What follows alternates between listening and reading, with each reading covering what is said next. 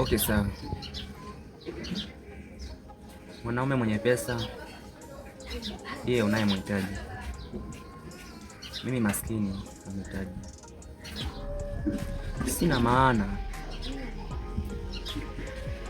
kusema kwamba usiupe furaha moyo wako. Siku zote wanasema kipe furaha moyo upendacho.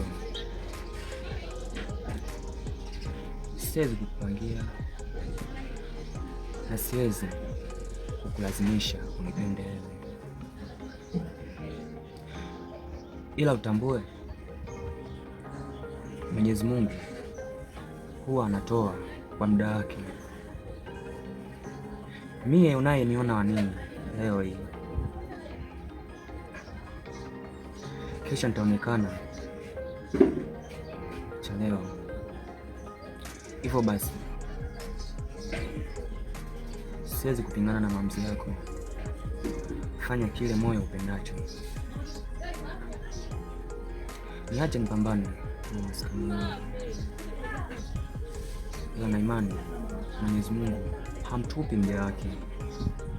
Ipo siku na mimi nitakuwa kama hao unaowahitaji kwenye maisha yako. Asante sana. Nahisi umenielewa.